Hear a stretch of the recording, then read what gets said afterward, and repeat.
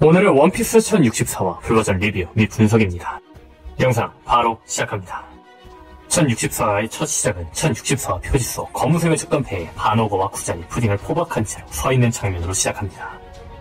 그리고 장면은 1064화 본편 속 로우 대 티치로 전환되고 티치는 로우에게 말합니다. 어디로 가든 도망칠 곳은 없다.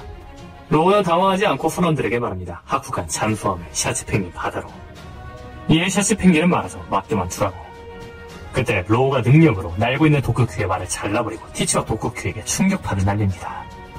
티치는 당황하며 말하죠. 들었던 능력과 다르고 각성 기술인 건가? 하지만 티치는 곧바로 흔들흔들 열매로 하트의 적단에게 지진을 날려버립니다. 그리고 장면에 도쿠큐의 말이 절단되며 떨어지는 도쿠큐로 전환되고 도쿠큐는 말합니다. 젠장 스트롱거 죽어버린 건가? 그래 좋은 녀석이었어. 이 대사와 함께 도쿠큐는 사과폭탄을 하트의 적단에게 날려버립니다. 그때 바닷속에 있던 샤치가 바닷물을 먹은 뒤 사과폭탄에 바닷물을 뱉어버려 사과폭탄 공격을 무마시키죠. 그리고 펭귄이 말합니다. 우린 노스블루의 극한 바닷가 출신이 아프지 말라고. 그때 베포는 무언가를 발견하며 소리칩니다. 잔발, 세시방향 저격수. 그리고 잔발은 로우에게 날아와 로우를 노리는 반오고의 공격을 그대로 막아내버립니다. 그리고 그때 로우는 빅맘을 궁지에 몰아둔 각성 기술을 사용하며 말합니다. 쇼크빌레. 로우의 각성 기술은 빅맘처럼 티치도 관통하며 티치는 고통스러워하죠. 반오고는 로우의 공격을 막고 떨어지는 티치에게 날아가 티치를 구해내며 말합니다. 쟤도 바다로 돌아갈까요? 이에 티치는 분노하며 말합니다. 멍청한 소리, 오로지 돌진뿐이다. 그리고 그때 로우 앞에 티치가 나타나고 로우는 말합니다. 간부 전원이 능력자인가? 전원 바다가 약점이라는 거구만. 티치는 지지 않고 말하죠. 약점보다 득이 큰 게 악마의 열매 아니냐. 그리고 장면은 검은색 외적단 배에 잡혀있는 푸딩으로 전환됩니다. 검은색 외적단의 졸개들은 푸딩에게 말합니다. 곧 끝난다. 우리 제독은 최강이니까. 이에 푸딩은 말하죠. 마마가 살아있으면 그런 소리 못할 거야. 이에 검은색 외적단의 졸개들은 말합니다. 지금 싸우고 있는 게 바로 그 빅맘을 죽인 장본인이다. 그리고 장면은 로우와 티치의 대결로 전환되고 티치는 악마의 열매 능력자 실체를 끌어들이는 기술 암수를 준비합니다. 그리고 장면은 아카이누에게 티치와 로우의 싸움을 전달하는 해군 본부로 전환됩니다. 아카이누는 티치와 로우의 전투 소식을 듣고 말하죠. 또 대기인가? 답답하구나. 원수라는 거야. 그리고 장면은 1064화 마지막 보니가 소리치는 장면으로 전환됩니다.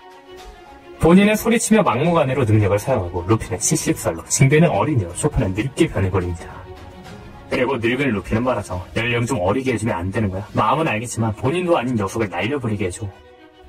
이어 어려져버린 징배도 말하죠. 이거 참 곤란하고 기분 나빠하지 말게 보니. 내가 아는 쿠마의 정부는 전 소르베 왕국의 나쁜 국에 국민에게 쫓겨나 해적이 되고 혁명군에도 들어갔으며 그 후 해군에 붙잡히고 정신이 없고 다만 베가펑크는 쿠마의 잠재력에 빠져 쿠마는 신체계 조화 클론 개발에 참여 조건으로 실무에로 들어온 남자. 징배의 말을 듣고 이에 본인은 말합니다. 실무에나 클론 개발은 이해하지만 사이보그와는 사형이나 다름없어. 처음부터 알고 있었으면 누가 그런 이야기를 받아들이겠어.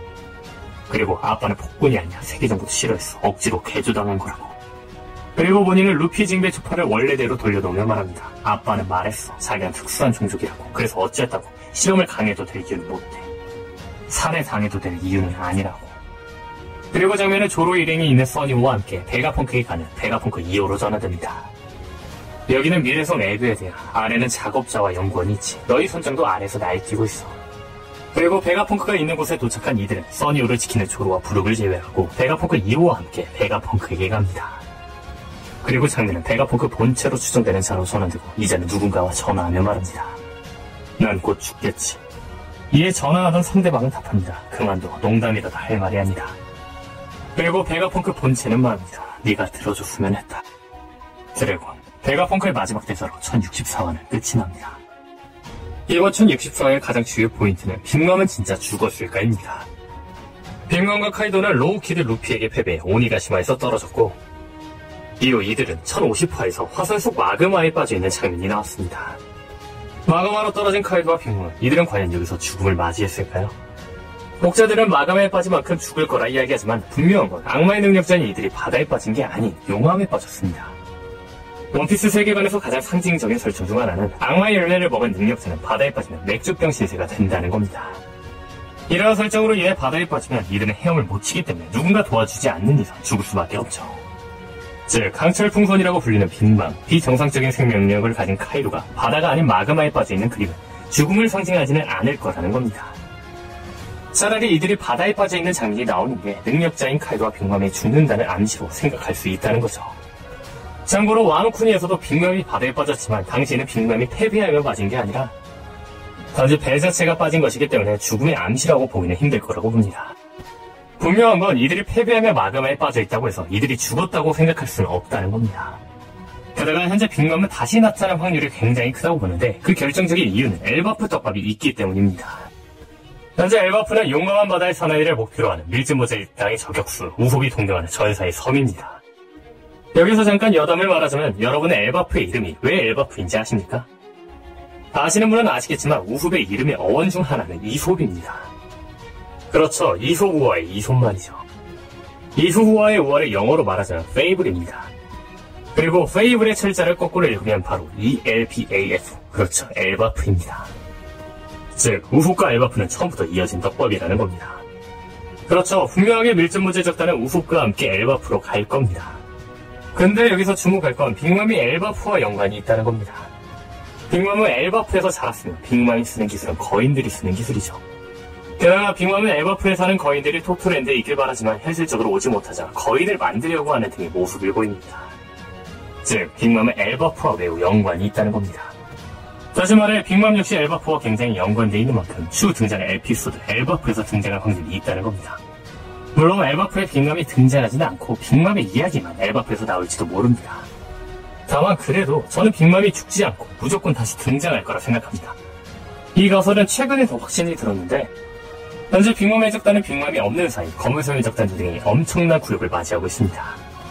빅맘이 있었다면 상상도 못할 일이죠.